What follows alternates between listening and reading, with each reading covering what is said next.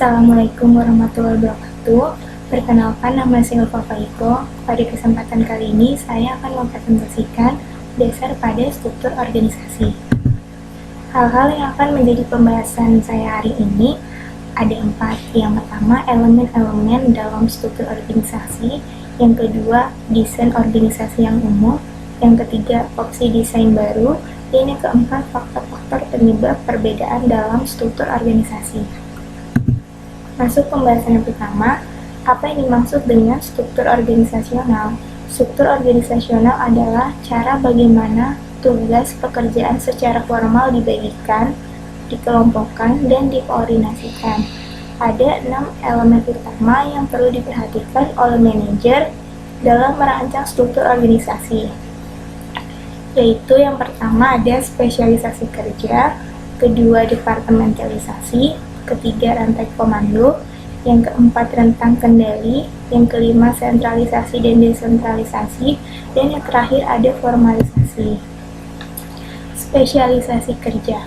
Intisari dari spesialisasi kerja adalah untuk membagi pekerjaan ke dalam sejumlah langkah, masing-masing diselesaikan oleh individu yang berbeda, di mana para individu itu mengerjakan bagian dari sebuah aktivitas dan bukan keseluruhan aktivitas.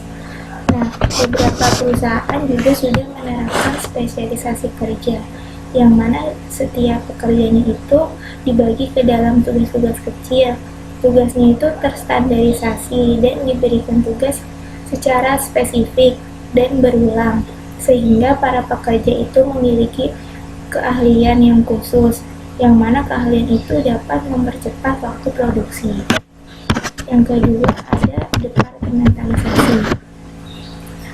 Ketika pekerjaan sudah dibagikan ke dalam spesialisasi kerja, maka mereka harus dikelompokkan sehingga tugas-tugas umum dapat dikoordinasikan.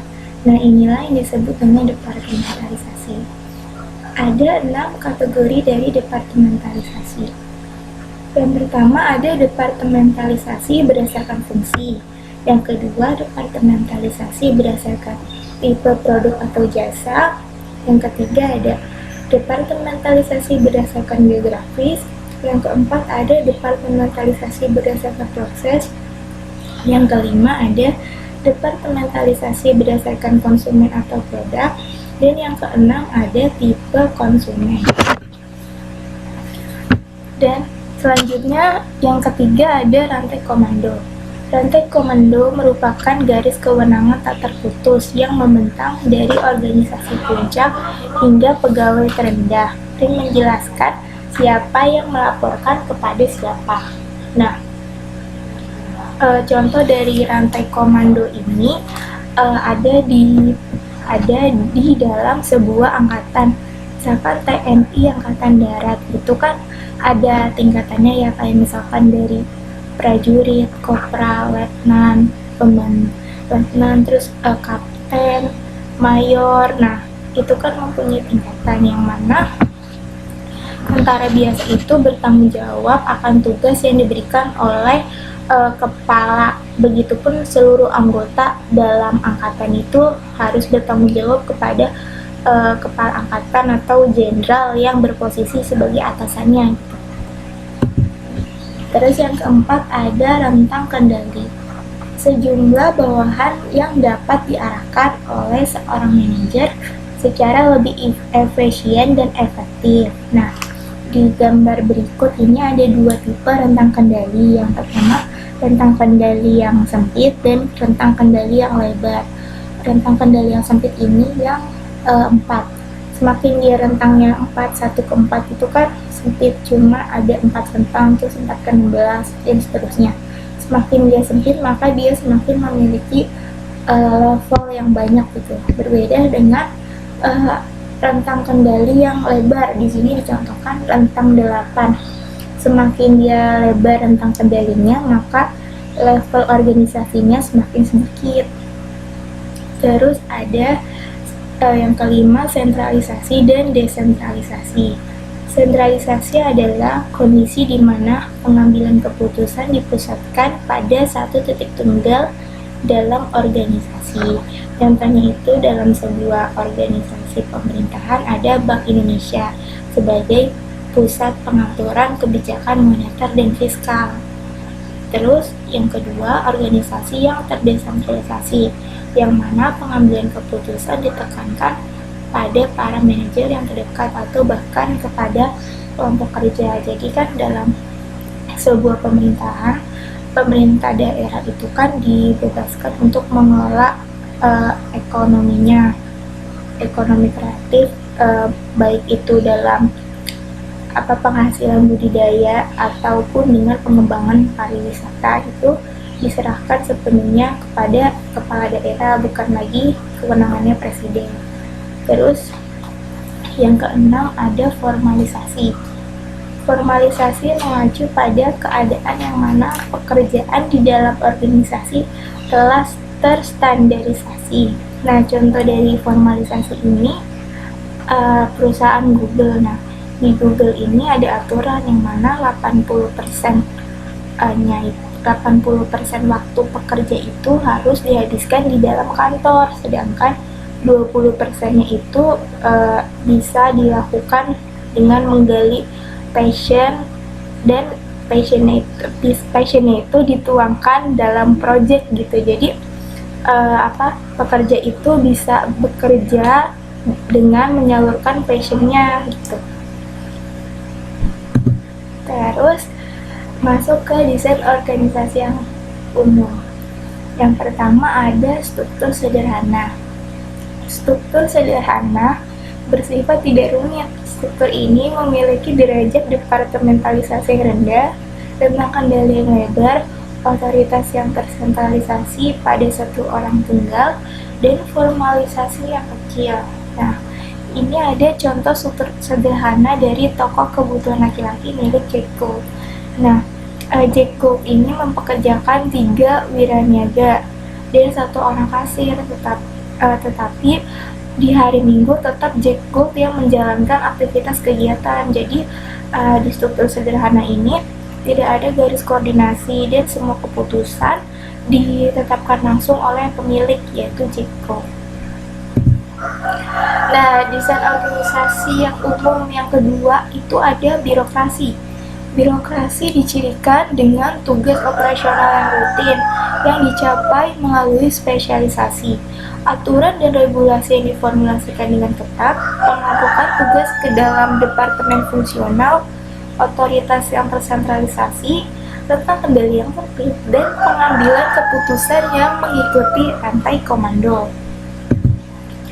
Yang ketiga ada struktur matriks. Struktur matriks merupakan suatu struktur organisasi yang menciptakan otoritas ganda dan menggabungkan antara departementalisasi fungsional dengan departementalisasi produk. Nah, contohnya dalam struktur matriks jurusan administrasi di kampus itu ada departemen akademik yang di sini itu merupakan produk dari program studi yang dan yang di bagian horizontal ini ada bagian sarjana, master, PhD, riset, pengembangan eksekutif, dan layanan masyarakat. Contohnya di bagian akuntansi, misalkan dosen dalam prodi akuntansi ini selain dia juga mengajar, juga misalkan dia ada yang ditempatkan sebagai komite audit kampus. Jadi dalam struktur matriks ini dia memiliki garis kewenangan yang ganda. Kemudian ada opsi desain baru. Yang pertama, organisasi virtual. Organisasi virtual umumnya organisasi inti kecil yang merupakan sumber luar terbesar fungsi bisnis. Pada esensinya, para manajer dalam organisasi virtual menghabiskan sebagian besar waktunya untuk mengordinasikan dan mengendalikan relasi eksternal, dan umumnya ini menggunakan jaringan komputer. Kemudian ada kelebihan dan kelemahan dari organisasi virtual.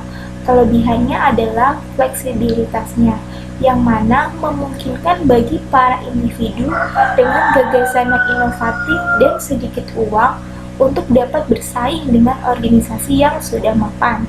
Kelemahannya yaitu organisasi virtual pada anggota tim yang tersebar secara geografis dan tidak seringnya berkomunikasi akan sulit untuk berbagi informasi dan pengetahuan. Organisasi yang tak terbatas. Organisasi yang tak terbatas yaitu organisasi yang berupaya untuk menghilangkan rantai komando, memiliki rentang kendali yang tak terbatas, dan mengganti departemen-departemen dengan tim-tim yang diberdayakan. Dengan adanya organisasi yang tak terbatas, maka akan menghilangkan batasan vertikal dan horizontal, menghapus hambatan-hambatan eksternal, dan menghapus hambatan-hambatan secara geografis. Nah, organisasi yang lebih ramping atau perampingan. Perampingan adalah sebuah upaya sistematis untuk membuat organisasi menjadi lebih ramping dengan menutup lokasi atau mengurangi staf atau menjual unit bisnis yang tidak memberikan nilai tambah. Tujuan perampingan adalah untuk meningkatkan ketangkasan dengan menciptakan organisasi yang lebih ramping, terfokus, dan fleksibel. Nah, ada beberapa strategi efektif untuk melakukan perampingan. Yang pertama itu dengan investasi. Perusahaan yang melakukan perampingan untuk menitikberatkan pada inti kompetensi akan lebih efektif ketika mereka berinvestasi. Yang kedua, komunikasi. Upaya untuk mengkomunikasikan perampingan dengan para pekerjanya lebih awal, maka para pekerja akan berkurang kekhawatirannya. Jadi, kalau misalkan ada perampingan itu kan berarti mengurangi staf. Nah, sebelum ada kebijakan itu sebaiknya harus diinfokan dulu kepada pekerja yang mana tidak membuat panik gitu. Jadi sebelumnya mereka sudah diinfokan. Yang ketiga ada partisipasi. Para pemilik usaha akan berkurang kekhawatirannya jika mereka dapat berpartisipasi dalam proses dan berbagai cara. Nah, yang keempat ada bantuan. Uang pesangon meliputi manfaat perawatan kesehatan dan bantuan pencarian kerja. Jadi setelah ada tadi pemutusan hubungan kerja, sebaiknya itu pemilik perusahaannya itu harus memberikan uang pesangon atau manfaat kesehatan lainnya. Ada dua model desain struktur organisasi yang ekstrim. Yang pertama ada model mekanistik dan yang kedua ada model organik.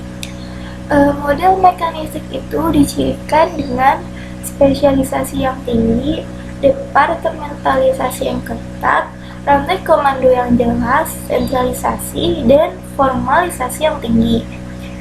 Model organik dicirikan dengan tim-tim fungsional silang, tim-tim hierarki silang, aliran informasi yang bebas, rentang kendali yang lebar, desentralisasi, dan formalisasi yang rendah. Jadi kedua model ini saling bertolak belakang ya. Nah, berikut gambaran model dari kedua desain tersebut.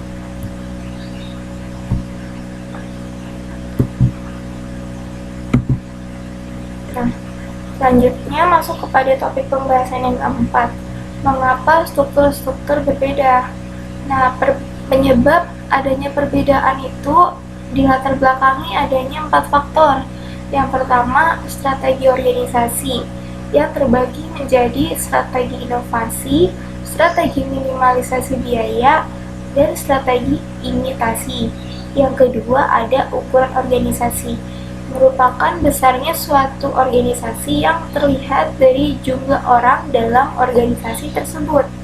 Yang ketiga ada teknologi organisasi, adalah dasar dari subsistem produksi, termasuk teknik dan cara yang digunakan untuk mengubah input organisasi menjadi output. Yang keempat ada lingkungan. Lingkungan memiliki 3 dimensi. Yang pertama ada kapasitas, yang kedua ada volatilitas, dan yang ketiga ada kompleksitas. Yang pertama tadi strategi organisasi. strategi organisasi itu kan dibagi menjadi 3. Ada strategi investasi, merupakan suatu strategi yang menekankan pada pengenalan produk dan jasa baru yang utama. Yang kedua, strategi minimalisasi biaya yang menekankan pada pengendalian biaya yang ketat, penghindaran inovasi yang tidak diperlukan atau biaya pemasaran, serta pemangkasan biaya. Strategi imitasi berupaya untuk memindahkan produk baru atau ke dalam pasar yang baru hanya setelah kelangsungan hidup produk itu telah terbukti.